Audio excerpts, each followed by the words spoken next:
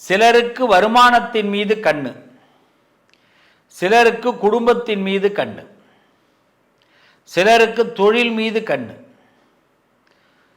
பொதுவாக எந்த கண்ணும் இல்லாமல் மனக்கண்ணோடு வாழக்கூடியவர்கள் சிம்மராசிக்காரர்கள். ஒரு ஃபோக்கஸ் பண்ணுறோம் அப்படின்னா ஒரே விஷயத்தில் ஃபோக்கஸ் பண்ணாமல் நம்ம வெற்றியை நோக்கி ஃபோக்கஸ் பண்ணக்கூடியவர்கள் இந்த சிம்மராசிக்காரர்கள். வெற்றினா என்ன? நாம் ஜெயிக்கிறதா? நாம் ஜெயிக்கிறது வெற்றி இல்லை. நம்மளை நம்பி இருக்கிறவனும் ஜெயிக்கிறது தான் வெற்றி.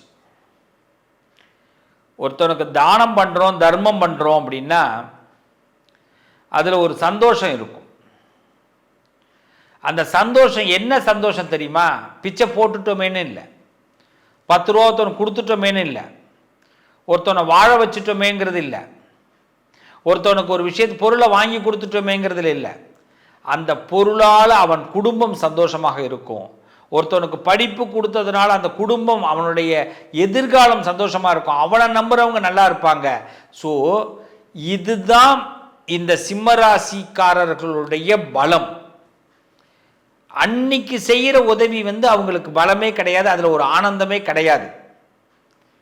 சிம்மராசிக்காரர்களுக்கு அவங்களுடைய பெரிய பலம், தன்னை யார் நம்பி வந்தாலும், தன்கிட்ட யார் பேசினாலும் அவர்களுடைய எதிர்காலம் இருண்டு போயிடக்கூடாது, அவர்களும் நல்லா இருக்கணும், அவர்களை நம்பி வாழ்பவர்களும் நல்லா இருக்கணும் நினைக்கக்கூடியவர்கள் சிம்மராசிக்காரர்கள்.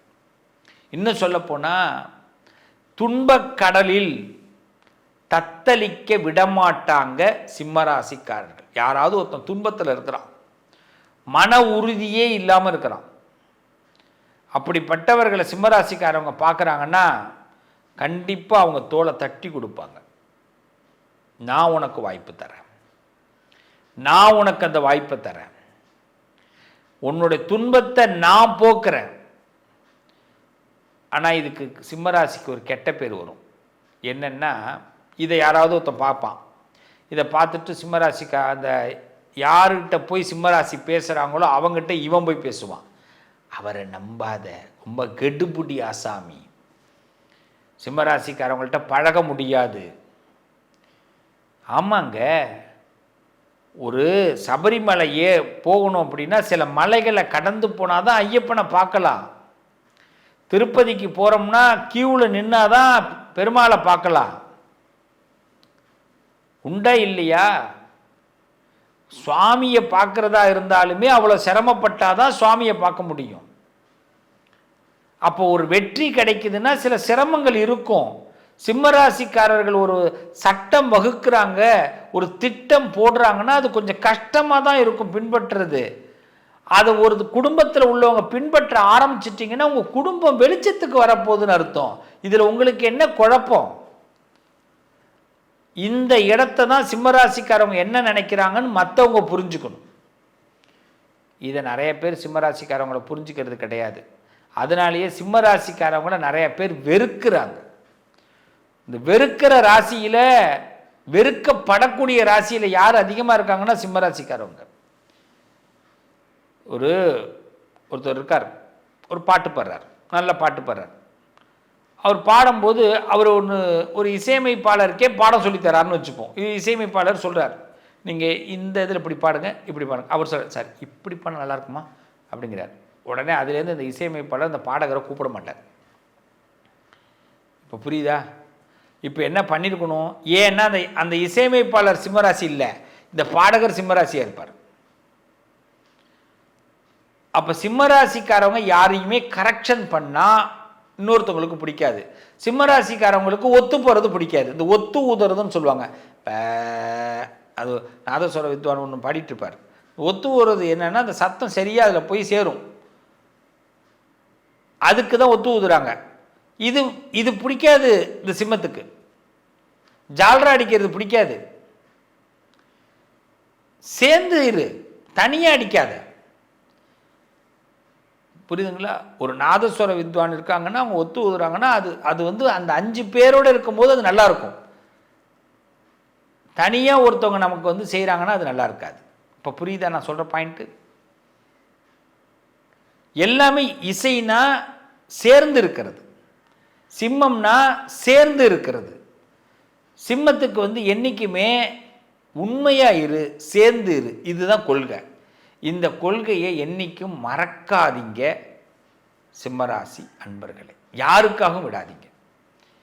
தூற்றுவார் தூற்றட்டும், போற்றுவார் போற்றட்டும், போகட்டும் அனைத்தும் கிருஷ்ணனுக்கு.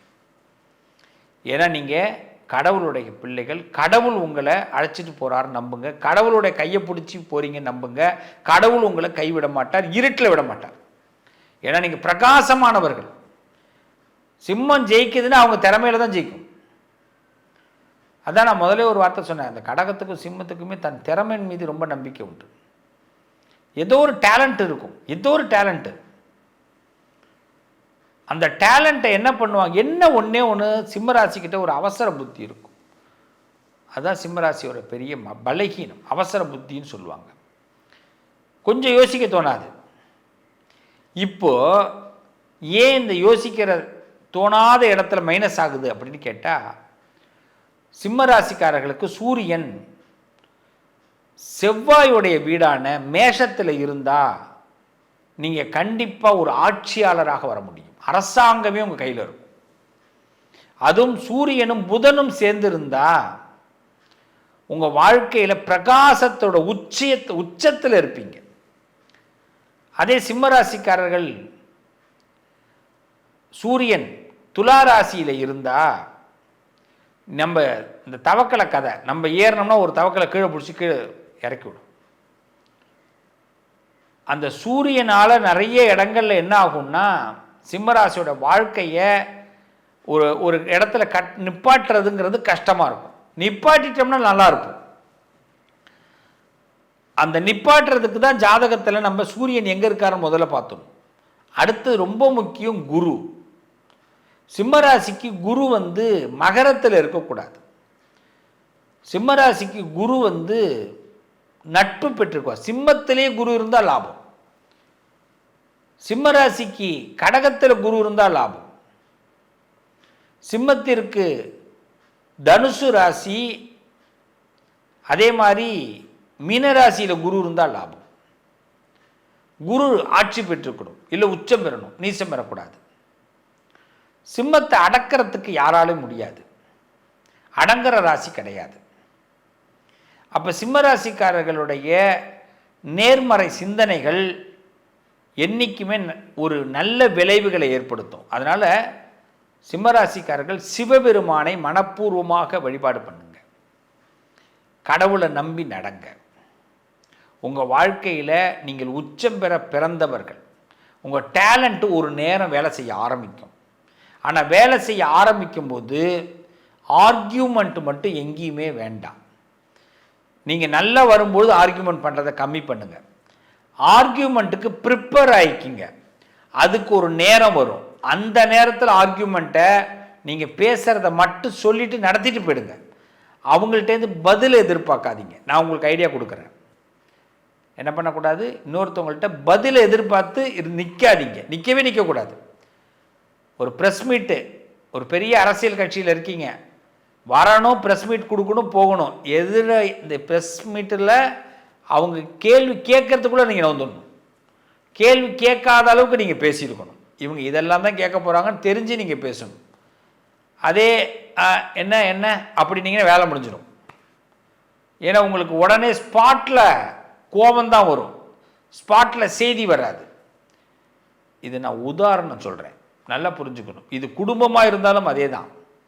அப்போ சிவனை வழிபாடு பண்ணும்போது மனசில் என்னென்னா, ஒரு விஷயத்தை மறக்க தோணாது, மறக்கவும் கூடாது. ஆனால் மனசுக்குள்ளே ஏற்றிக்கிட்டு அதற்கான பதிலை சரியான நேரத்தில் அடிக்கணும். காலத்துக்காக வெயிட் பண்ணி அடிங்க சிம்மராசிக்காரர்கள். கடவுளோடு சேர்ந்து நடக்க போகிறீங்க. நிச்சயமாக இருட்டில் விட மாட்டார், நம்புங்க. கடவுள் உங்களை இருட்டில் விட மாட்டார், சான்ஸ் கொடுப்பார், நிறைய சான்ஸ் கொடுப்பார். உங்களை எல்லாரும் சொல்லுவாங்க, நீங்கள் ஒரு இடத்த அடையவே முடியாதுன்னு. அசால்ட்டாக அடைய முடியும் நீங்கள் நினச்சா. நம்புங்க, சிவபெருமான் சிறப்பான ஒரு அந்தஸ்தை உயர்த்த போகிறார் உங்கள் வாழ்க்கையில். இப்போது நடக்க போகுது சில அதிசயங்கள். நல்லது நடக்கும்.